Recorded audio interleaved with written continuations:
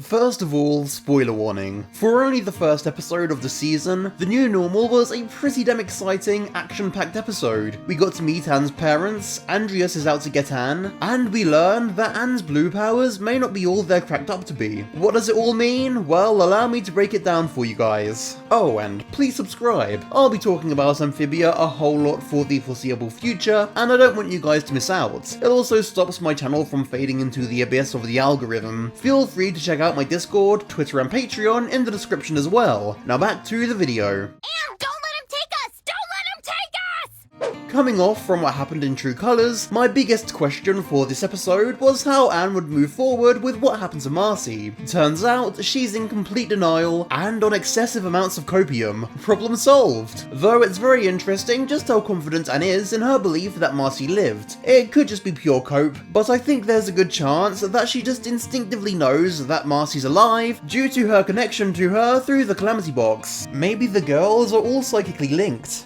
So a lot of this episode is spent with us getting to know more about Anne's parents. While there's perhaps not too much to explain about them, they're worth a mention. They're sweet, they're hilarious, and I can't wait to learn more about them as they get larger roles in future episodes. On the other hand, I'm also terrified that Andrias will find out about them later on and take them hostage. That being said, Mrs. Boonchuy seems like someone who could handle herself.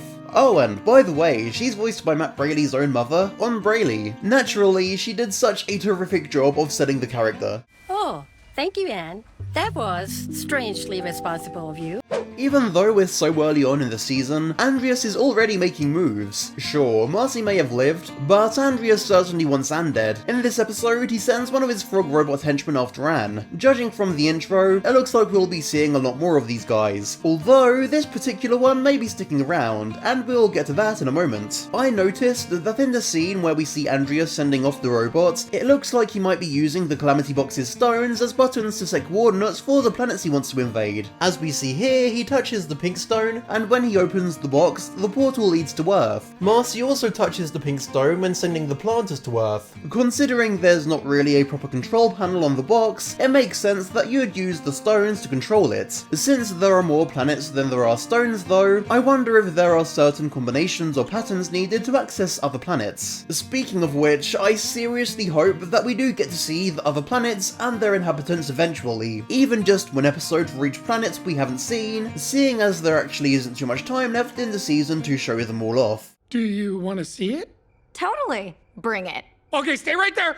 Also, did anybody else find it striking that Andrias seems to have genuinely enjoyed his time with Marcy? He clearly greatly enjoyed the Cynthia Coven books she introduced him to, and he even enjoyed her Earth food. This makes me wonder if he might secretly harbour actual feelings of friendship for Marcy, and that it wasn't all a facade. I mean, Andrias did have proper friends before. I speculated in my Night Marcy analysis video that Andrias could maybe be under the influence of some degree of mind control by the Night, seeing as he refers to the Night as his lord, and this all makes me suspect even further that there's a nice person deep down. So the evil metal froggy is sent to Earth, and not gonna lie, I adore him. I kind of figured Andrias's frog robot army wouldn't actually have any personalities, but I guess it makes sense that that's not just Frobo's thing. He's got an adorable mischievous snicker, what's not to love?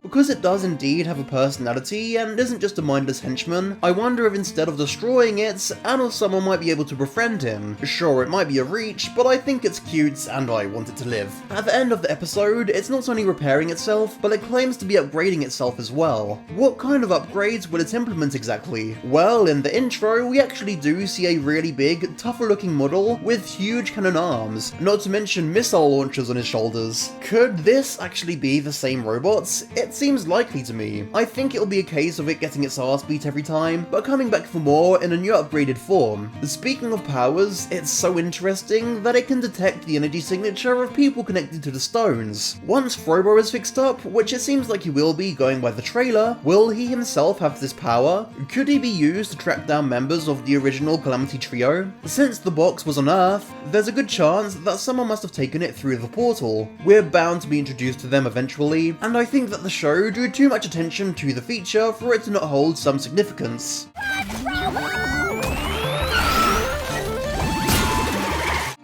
Finally, we need to discuss the fact that Anne feels bad after going super. What exactly happens if she uses this power too much? Does she die? Does something else terrible happen? And I've been thinking, what if the end result happened to one of the original Calamity trio? Andrias did seem to know what was happening when Anne went super, so maybe he'd seen one of his friends go super before. There's also simply the possibility that it's because she only has a tiny percentage of energy left, and when she uses her powers, her connection to the stone gets weaker. With that being said, feeling bad is very specific wording that might suggest something far more dire than that consequence.